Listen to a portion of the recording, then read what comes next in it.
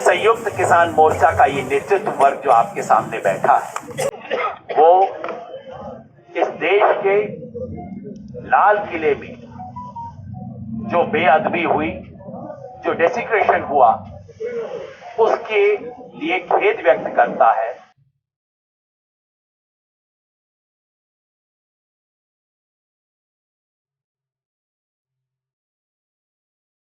ਮੋਦੀ ਹਕੂਮਤ ਖਿਲਾਫ ਇਕਮੁੱਠ ਹੋ ਕੇ ਲੜਨ ਤੁਰਿਆ ਪੰਜਾਬ ਦੋ ਧਿਰਾਂ ਵਿੱਚ ਵੰਡ ਹੋਇਆ ਨਜ਼ਰ ਪੈ ਰਿਹਾ ਹੈ। ਪਰ ਕੀ ਇਹ ਸਿਰਫ ਪੰਜਾਬ ਵਿੱਚ ਹੀ ਹੋਇਆ ਜਾਂ ਦੁਨੀਆ ਦੀਆਂ ਹੋਰ ਸੰਘਰਸ਼ੀਲ ਕੌਮਾਂ ਭਾਈਚਾਰਿਆਂ ਵਿੱਚ ਵੀ ਇਹ ਵਰਤਾਰਾ ਵਾਪਰਦਾ ਹੈ?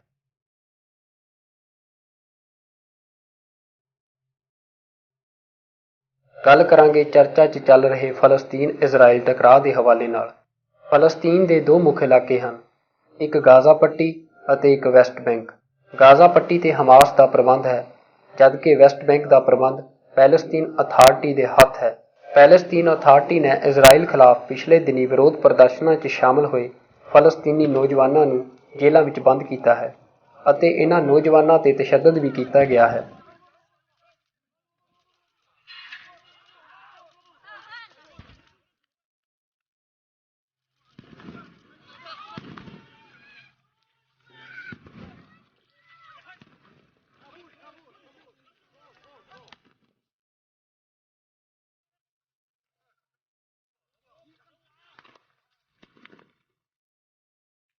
ਹਮਾਸ ਇਜ਼ਰਾਈਲ ਨਾਲ ਹਥਿਆਰਬੰਦ ਲੜਾਈ ਦਾ ਹਾਮੀ ਹੈ ਅਤੇ ਇਜ਼ਰਾਈਲ ਦੀ ਫਲਸਤੀਨੀਆਂ ਖਿਲਾਫ ਹਰ ਕਾਰਵਾਈ ਦਾ ਹਥਿਆਰਬੰਦ ਜਵਾਬ ਦਿੰਦਾ ਹੈ।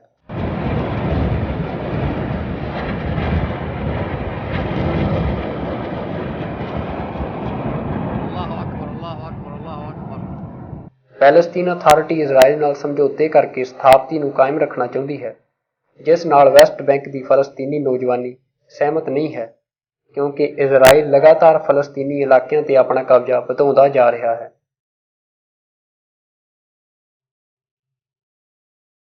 ਫਲਸਤੀਨ ਦੇ ਸਿਆਸੀ ਮਾਹਿਰ ਖਲੀਲ ਸ਼ਾਹੀਨ ਦਾ ਮੰਨਣਾ ਹੈ ਕਿ ਪੈਲਸਤੀਨ ਅਥਾਰਟੀ ਦਾ ਮੁੱਖ ਨਿਸ਼ਾਨਾ ਵਿਰੋਧੀ ਆਵਾਜ਼ਾਂ ਨੂੰ ਡਰਾ ਕੇ ਆਪਣਾ ਦਬਦਬਾ ਕਾਇਮ ਰੱਖਣਾ ਹੈ। ਚੋਣਾਂ ਵਿੱਚ ਹਾਰਨ ਦੇ ਡਰੋਂ ਹੀ ਪੈਲਸਤੀਨ ਅਥਾਰਟੀ ਵੈਸਟ ਬੈਂਕ ਵਿੱਚ ਚੋਣਾਂ ਵੀ ਨਹੀਂ ਕਰਵਾ ਰਹੀ, ਪਰ ਇਸ ਨੀਤੀ ਨਾਲ ਉਹ ਫਲਸਤੀਨੀ ਲੋਕਾਂ ਦੇ ਸੰਘਰਸ਼ ਨੂੰ ਕਮਜ਼ੋਰ ਕਰ ਰਹੀ ਹੈ। My name is Mus'ab Hassan Youssef. I grew up in Ramallah as a member of Hamas. I address the words to the Palestinian Authority, which claims to be the sole legitimate representative of the Palestinian people. I ask, where does your legitimacy come from? The Palestinian people did not elect you, and they did not appoint you to represent them. You are self-appointed. Your accountability is not to your own people.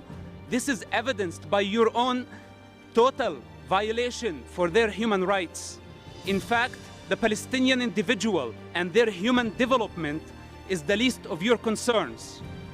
You kidnap Palestinian students from campus and torture them in your jails. You torture your political rivals. The suffering of the Palestinian people is the outcome of your selfish political interest. You are the greatest enemy of the Palestinian people.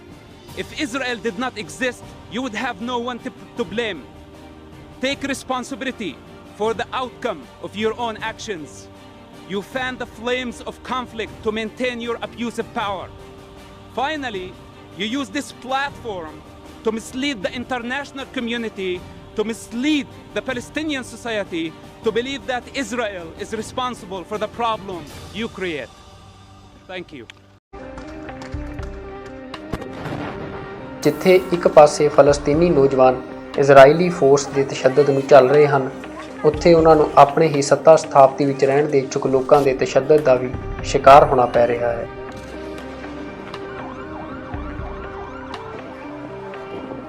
ਨੌਜਵਾਨ ਹਾਰ ਦੇ ਸਮਝੌਤੇ ਨਹੀਂ, ਜਿੱਤ ਜਾਂ ਮੌਤ ਪ੍ਰਵਾਨ ਕਰਨ ਨੂੰ ਤਰਜੀਹ ਦੇ ਰਹੇ ਹਨ। ਉਹਨਾਂ ਦਾ ਕਹਿਣਾ ਹੈ ਕਿ ਇਜ਼ਰਾਈਲ ਦੇ ਸ਼ਾਂਤੀ ਸਮਝੌਤੇ ਬੇਅਣਖੀ ਮੌਤ ਮਰਨ ਵਾਂਗ ਹਨ। ਚੰਗਾ ਹੈ ਕਿ ਆਜ਼ਾਦੀ ਲਈ ਸੜਕਾਂ 'ਤੇ ਲੜਦਿਆਂ ਮਰਿਆ ਜਾਵੇ।